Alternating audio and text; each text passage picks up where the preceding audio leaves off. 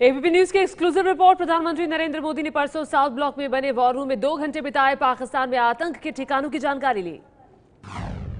War room में PM के साथ एनएसए अजीत डोभाल, सेना प्रमुख दलबीर सिंह सुहाग, वायुसेना प्रमुख अरूप राहा, नौसेना प्रमुख सुनील लांबा भी मौजूद थे। एबीपी न्यूज को मिली एक्सक्लूसिव खबर के मुताबिक पीएम को बताया गया कि कैसे पाकिस्तान में बने आतंकी कैंपों को ध्वस्त किया जा सकता है। पाकिस्तान के प्रधानमंत्री नवाज शरीफ ने फिर उगला जहर। संयुक्त राष्ट्र महासभा में भारत विरोधी भाषण दिया।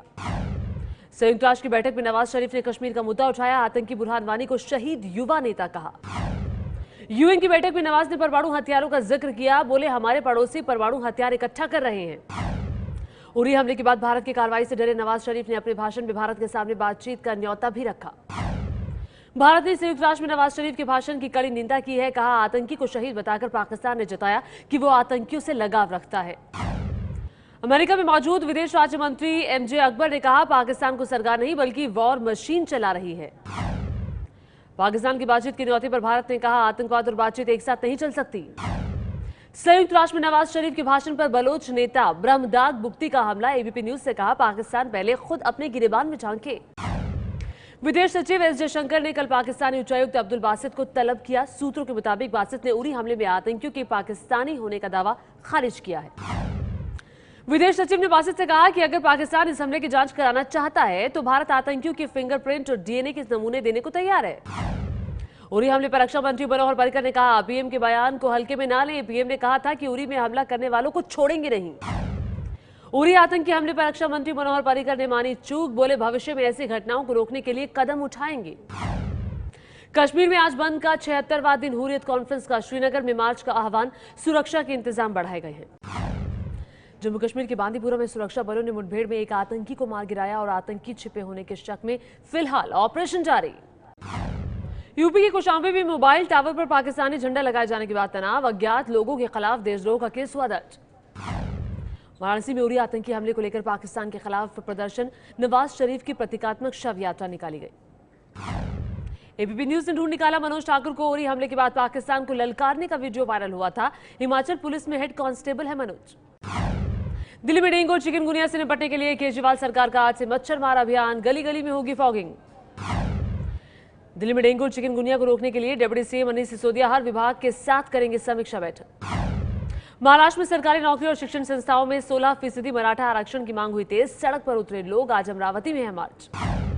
फ्रांस से 36 राफेल लड़ाकू विमान खरीदने को लेकर डील फाइनल। कल समझौते पर हस्ताक्षर होने की उम्मीद।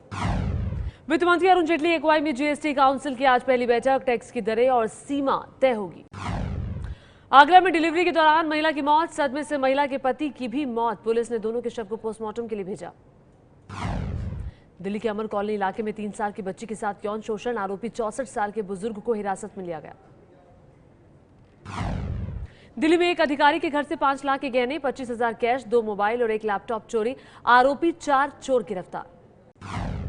यूपी के मुजफ्फरनगर के मंसूरपुर में देर रात एक मकान में छिपे बदमाशों के साथ पुलिस की मुठभेड़। 5 घंटे तक चली फायरिंग के बाद तीनों बदमाश मारे गए। बंधक परिवार को छुड़ाया गया। गुड़गांव में गैंगस्टर महेश शर्मा की कार पर 3 बदमाशों ने अंधाधुंध फायरिंग की। हमले में गैंगस्टर की हुई मौत। दिल्ली के छतरपुर में दुल्हन ने ससुराल में की खुदकुशी। ससुराल वालों पर दहेज के लिए तंग करने का आरोप। पति हिरासत में। झांसी में गहने की दुकान में चोरी करते हुए सीसीटीवी में कैद हुई मां बेटी दोनों गिरफ्तार। गुवाहाटी के लासन सिटी होटल से 4 लोगों के शव बरामद। मृतक ने अपनी पत्नी, साली और बच्चे के साथ खाया था जहर। वजह का अब तक खुलासा नहीं। हैदराबाद में चलती कार के आगे लेटकर युवक ने खुदकुशी की। वारदात सीसीटीवी में हुई कैद। मुंबई में पिछले 3-4 दिनों से हो रही बारिश से मुसीबत। अंधेरी, सैन कुरला, सांताक्रूज सहित कई इलाकों में पानी भरा। सड़कों पर जल जमाव से आवाजाही में परेशानी।